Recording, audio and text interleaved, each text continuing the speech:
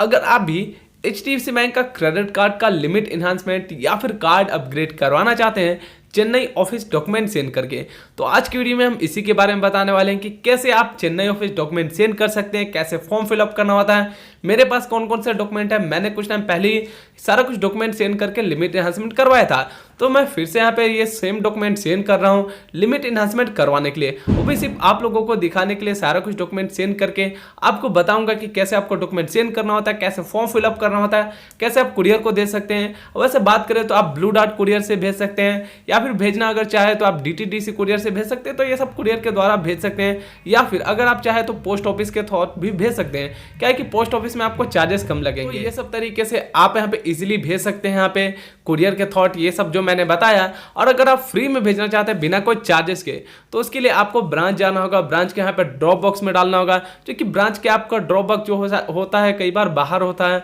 और कुछ ब्रांच में जो होता है अंदर में होता है, तो फिर वहां पे जाकर आप ब्रांच के ड्रॉप बॉक्स में डाल सकते हैं। लेकिन ब्रांच के ड्रॉप बॉक्स में डालने से सबसे बड़ी प्रॉब्लम क्या है कि कई बार वहां पे बैंक एम्प्लॉय है वो चेन्नई ऑफिस भेजेंगे नहीं, आपको यहाँ पे इधर उधर बस फेंक देते हैं इस तरह के डॉक्यूमेंट, तो ये इशू होते हैं।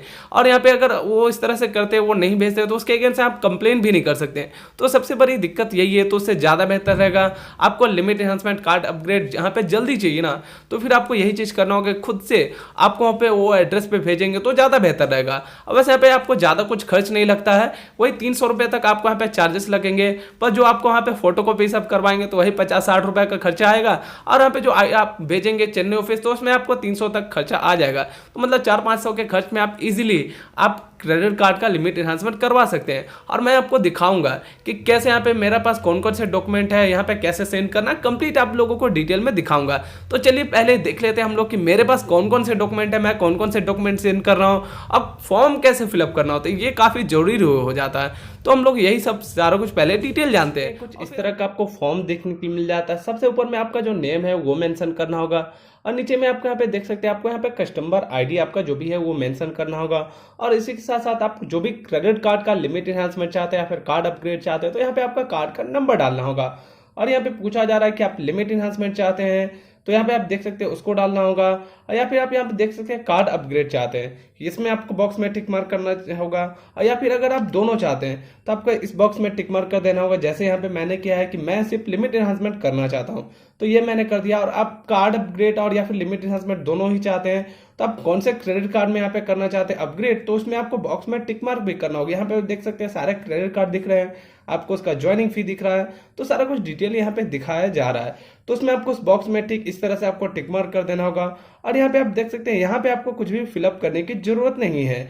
अगर आप ऑटो डेबिट करवाना चाहते हैं तो फिर आप यहाँ पे ऑटो डेबिट के लिए यहाँ पे आपको ये चीज डालना होगा। आप मिनिमम ड्यू पे करना चाहते हैं ऑटो डेबिट में, या फिर टोटल अमाउंट ड्यू पे करना चाहते हैं, तो ऑटो डेबिट यहाँ पे सेट करवा सकते हैं। और अगर आप ऑटो डेबिट करवाते हैं तो फिर आपको यहाँ पे अकाउंट नंबर देना होगा, कौन से अकाउंट से आप ऑटो डेबिट करवाना चाहते हैं ये भी डालना होगा। और फिर यहाँ पे पूछा जा रहा है कि आपका सैलरी अकाउंट, तो अगर आप एक सैलरीड पर्सन है तो आपको यहाँ पे जो सैलरी अकाउंट अगर HDFC के अलावा कोई और अकाउंट में आता है तो यहाँ पे अकाउंट नंबर डालना होगा। और अगर आप एक सेल्फ एम्प्लॉय पर्सन है तो फिर आपको सेल्फ एम्प्लॉय यहाँ पे जो बॉक्स आपको दिख रहा होगा इसमें टिक मार्क कर देना होगा। और नीचे ये सब बाकी में आपको कुछ भी नहीं फिलअप करना होगा, कोई भी चीज में आपको फिलअप करने की जरूरत नहीं है। और यहाँ पे आपको एक सिग्नेचर कर देना होगा। जैसे कि यहाँ पे आपको यहाँ पे सिग्नेचर करने के बाद आपको यहाँ पे जो आगे का प्रोसेस किया जाएगा, तो यहाँ पे आप जैसे कि मैंने यहाँ पे सिग्नेचर कर रखा है, तो यहाँ पे आपको कुछ इसी तरह से सिग्नेचर कर देना होगा। और फिर मैं आगे का आपको और भी यहाँ पे जो मैंने फॉर्म यहाँ पे फिलअप किए हैं वो दिखा दूं, और कौन कौन से डॉक्यूमेंट मैं सेंड कर रहा हूँ वो भी मैं आपको दिखा देता हूँ। तो यहाँ पे देख सकते हैं ये जो सेकंड नंबर का जो फॉर्म है, तो यहाँ पे आपको इस बॉक्स में टिक मार्क कर देना होगा। यहाँ पे आपको ऊपर या फिर नीचे में आपको सिग्नेचर कर सकते हैं। और उसके बाद आप जो डेट को सेंड कर रहे हैं, जो डेट को, तो यहाँ पे आपको डेट मेंशन कर देना होगा। ये डेट मेंशन करने के बाद आपका ये जो फॉर्म है वो कंप्लीट हो जाएगा। आपका फॉर्म में सारा कुछ आपका फिलअप हो जाएगा। अब मैं आपको मेरा इनकम और कौन से मैं ITR सेंड कर रहा हूँ वो भी मैं आपको दिखा देता हूँ। तो यहाँ पे देख सकते हैं ये मेरा जो है ये इंक्लोजमेंट है ITR का। और आप इंक्लोजमेंट डाउनलोड करना चाहते हैं तो आपको यहाँ पे सिंपल यहाँ पे इनकम टैक्स के साइट पे जाके वहां से डाउनलोड कर सकते हैं। आपको पूरा फॉर्म फिलअप करके यहाँ पे पूरा फॉर्म नहीं भेजना है। तो यहाँ पे आपको मेरा जो पर्सनल डिटेल वो दिख रहा होगा। कौन से असेसमेंट ईयर का यहाँ पे ये देख सकते हैं, कौन से यहाँ पे ईयर का है, जो कि यहाँ पे 21-22 का ITR है। कितने अमाउंट का ITR यहाँ पे आप ये देख पा रहे होंगे। और यहाँ पे मुझे यहाँ पे इसमें टैक्स कितना देना पड़ा तो वो भी आप देख सकते हैं। मुझे भी यहाँ पे किसी भी तरह का यहाँ पे टैक्स नहीं यहाँ पे देना पड़ा है। तो टोटल इसमें डिटेल्स आप यहाँ पे देख पा रहे होंगे। तो फिर मैं आपको यहाँ पे इसका जो बैलेंस शीट, कॉम्पिटिशन और यहाँ पे जो प्रॉफिट एंड लॉस अकाउंट सारा कुछ मैं आपको दिखाता हूँ कि मेरा यहाँ पे किस तरह का प्रॉफिट एंड लॉस, ये सब सारा कुछ यहाँ पे जो डॉक्यूमेंट है वो कैसा है। तो ये देख सकते हैं, ये रहा मेरा बैलेंस शीट जो कि आप यहाँ पे देख सकते हैं। ये जो यहाँ पे 2021 का मेरा यहाँ पे बैलेंस शीट है जो कि यहाँ पे ये देख सकते हैं। कैपिटल गेन, यहाँ पे लोन, यहाँ पे कितना फंड है, ये सब सारा कुछ डिटेल इसमें यहाँ पे दिया हुआ है जो कि यहाँ पे कहाँ कहाँ मेरा खर्चा हुआ है, मतलब टोटल डिटेल्स या बैंक में अकाउंट में बैलेंस कितना है, ये चीज हर चीज यहाँ पे डिटेल्स इसमें सारा कुछ मेंशन किया गया है जो कि यहाँ पे इस तरह से यहाँ पे आपका जो यहाँ पे बैलेंस शीट बनता है। तो ठीक इसी तरह से आपका बैलेंस शीट बनाना होता है। ये देख सकते हैं, ये जो मेरा है ये प्रॉफिट एंड लॉस अकाउंट है जो कि यहाँ पे ये भी है 2021 का है मेरा जो प्रॉफिट एंड लॉस अकाउंट, जो कि यहाँ पे देख सकते हैं कहाँ कहाँ इन्वेस्टमेंट है मेरा, कहाँ कहाँ खर्चा हुआ है, ये सब सारा कुछ यहाँ पे मैंने कहाँ कहाँ खर्च किया है, सारा कुछ डिटेल्स में टोटल डिटेल्स में मेंशन है। यहाँ पे कहाँ मेरा प्रॉफिट हुआ, कितना लॉस हुआ, मतलब टोटल इसमें सारा कुछ इसमें डिटेल मेंशन होता है।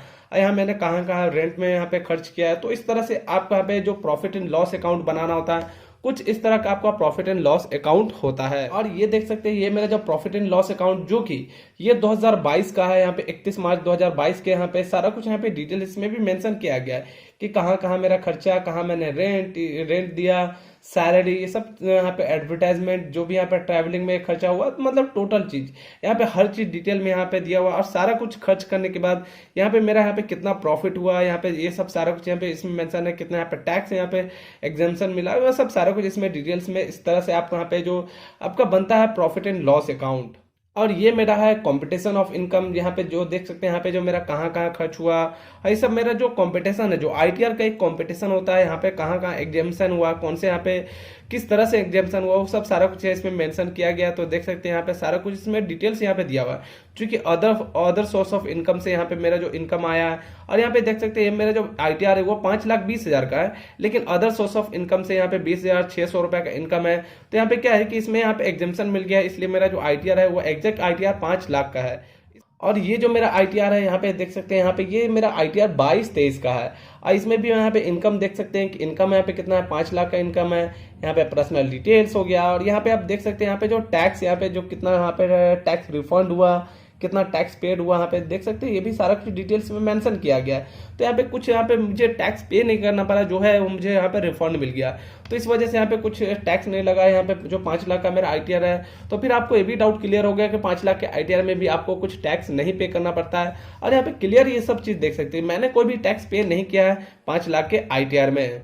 और ये देख सकते हैं, ये है मेरा बैलेंस शीट जो कि मैं ये भी आपको यहाँ पे सेंड कर रहा हूँ। जो मेरा टोटल यहाँ पे प्रॉफिट एंड लॉस अकाउंट, यहाँ सब सारा कुछ यहाँ पे आप देख सकते हैं। मेरा जो यहाँ पे बैलेंस शीट है 31 मार्च का यहाँ पे देख सकते हैं 2022 का, ये सब सारा कुछ डिटेल यहाँ पे देख सकते हैं। टोटल यहाँ पे जो डिटेल है इसमें सारा कुछ मेंशन किया गया है। वहाँ पे जो संडे को यहाँ पे मतलब टोटल डिटेल्स यहाँ पे देख सकते हैं, बैंक बैलेंस, ये सब सारा कुछ, अदर यहाँ पे करेंट एसेट्स, सारा कुछ यहाँ पे डिटेल इस तरह से यहाँ पे मेंशन किया गया। तो कुछ इस तरह से आपका यहाँ पे जो बैलेंस शीट बनाना होता है, इस तरह के बैलेंस शीट आपको यहाँ पे सेंड करने होते हैं। ये रहा मेरा यहाँ पे देख सकते हैं, यहाँ पे जो मेरा कॉम्पिटिशन है, और यहाँ पे सारा कुछ इसमें डिटेल्स में मेंशन किया गया है। यहाँ पे कौन सा मेरा अकाउंट है, यहाँ पे ये सब सारा कुछ यहाँ पे डिटेल्स मेंशन किए गए हैं, ये सब सारा कुछ देख सकते हैं। और ये मेरा यहाँ पे जो कंपटीशन है, यहाँ पे इसमें सारा कुछ देख सकते हैं, ये सब कौन कौन से यहाँ पे इस तरह से आपको फॉर्म फिलअप कर देना होगा। क्या क्या मेरे पास डॉक्यूमेंट है वो भी सारा कुछ देख लिया आपने। तो कुछ इस तरह से आपको डॉक्यूमेंट रेडी कर लेना है। डॉक्यूमेंट आपके पास होना चाहिए। और मैं आपको एक चीज और जरूर बता दूं, सिर्फ आपको ITR का इंक्लोजमेंट नहीं भेजना है, आपके पास बैलेंस शीट होना जरूरी है और आपके पास कंपटीशन होना जरूरी है। ये दोनों जरूरी है। ये सब के बिना आपका यहाँ पे जो क्रेडिट कार्ड का लिमिट एनहांसमेंट करवाएंगे तो वो नहीं हो पाएगा, क्योंकि अभी ये मैंडेटरी है, ये काफी जरूरी है। और काफी लोग गलती यही करते हैं कि यहाँ पे ये करते क्या है कि सिर्फ ITR के इंक्लोजमेंट भेज देते हैं और बस सोचते हैं उसी में ITR का यहाँ पे सिर्फ इंक्लोजमेंट भेजने से ही लिमिट एनहांसमेंट हो जाएगा। तो ऐसा नहीं है, आपको ये मिस्टेक नहीं करनी। इस यही चीज बताने के लिए मैं आपको यहाँ पे सारा कुछ इन्फॉर्मेशन शेयर कर रहा हूँ, क्योंकि मैंने कुछ ही मंथ पहले सेम डॉक्यूमेंट सेंड करके चेन्नई ऑफिस डॉक्यूमेंट सेंड किया था और लिमिट इन्हांसमेंट के लिए यहाँ पे रिक्वेस्ट दिया था, तो मुझे यहाँ पे चांसेस तो बहुत ना के बराबर है कि मेरा क्रेडिट कार्ड का लिमिट इन्हांसमेंट होगा, क्योंकि मैंने सेम डॉक्यूमेंट पहले भी सेंड किया था और लिमिट इन्हांसमेंट लिया था। लेकिन बस आप लोगों को दिखाने के लिए कि कैसे आपको फॉर्म फिलअप करना होता है, कैसे सेंड करना होता है, इस वजह से मैं वीडियो बना रहा हूँ, सारा कुछ मैं आपको लोगों को दिखा रहा हूँ ताकि आप लोगों को इन्फॉर्मेशन यहाँ पे मिल जाए कैसे करना होता है। और जितना ज़्यादा हो सके शेयर जरूर कीजिएगा वीडियो को, ताकि सभी लोगों को इन्फॉर्मेशन मिल जाए। ताकि यहाँ पे मतलब क्या है कि यार यहाँ पे काफ़ी सारा पैसा भी खर्च हो जाता है और काम भी नहीं हो पाता, तो फिर थोड़ा तकलीफ लगता है यार। तो इस वजह से यहाँ पे आप लोगों का डिक्लाइन हो जाता है, वो थोड़ा ठीक नहीं लगता। इस वजह से आप शेयर कर दीजिएगा, जिन लोगों को जरूरत होगा उन लोग यहाँ पे इस तरह की वीडियो देखकर सारा कुछ उनको इन्फॉर्मेशन मिल जाएगा। तो हम लोग अब यहाँ पे देखिए, ये सबको फॉर्म फिलअप करने के बाद आपको यहाँ पे क्या करना है कि उसके आप एनवलप में वो एड्रेस जो मैंने बताया वो एड्रेस आपको डाल देना है। एड्रेस डालने के बाद आपको जो मैंने बताया था DTDC कुरियर से भेज सकते हैं, या फिर आप ब्लू डार्ट कुरियर से भेज सकते हैं, या फिर आप इंडिया पोस्ट से भी भेज सकते हैं। ये सब मेथड से भेज सकते हैं, या जो कि ड्रॉप बॉक्स में भी डालना चाहे तो डाल सकते हैं। और मैं अब देखता हूँ कौन से कुरियर से भेजने वाला हूँ, वैसे आपको कुरियर से ही भेज के दिखाने वाला हूँ। तो हम लोग सबसे पहले ये जो फॉर्म को फिलअप अप तो हम लोग कर लिए हैं, एनवलप में डालकर अब हम लोग कुरियर ऑफिस चलते हैं और वहीं पे हम लोग भेजने का प्रोसेस करते हैं कि क्या क्या हमें यहाँ पे प्रोसेस करवाया जाता है। वैसे सारा कुछ आप लोगों को डिटेल में मैं बताने वाला हूँ। तो चलिए हम लोग अब चलते हैं कुरियर ऑफिस। तो कुछ इस तरह के एनवलप में आपको सारा कुछ जो डॉक्यूमेंट है वो डाल देना होगा, और डालने के बाद इसको यहाँ पे पिन जरूर मार दीजिएगा। तो देख सकते हैं मैं यहाँ पे पिन मरवा दे रहा हूँ, और देख सकते हैं मैं जो सेंड कर रहा हूँ वो DTDC कुरियर सेंड कर रहा हूँ, जो कि काफ़ी कम खर्च में आप इजीली सेंड कर सकते हैं। और देख सकते हैं यहाँ पे मुझे इस तरह का रिसीव मिल गया, जो कि यहाँ पे देख सकते हैं मुझे जो चार्जेस लगे 125 का मुझे चार्जेस पे करने पड़ रहे हैं। और यहाँ पे सारा कुछ डिटेल्स है, यहाँ पे ट्रैकिंग डिटेल्स, और इसको मैं टेपिंग भी करवा दे रहा हूँ ताकि यहाँ पे अगर ये डैमेज हो जाए तो यहाँ पे सेफली जो हमारा डॉक्यूमेंट है वहाँ पे पहुँच जाए। तो ठीक इस तरह से आप डॉक्यूमेंट सेंड कर सकते हैं।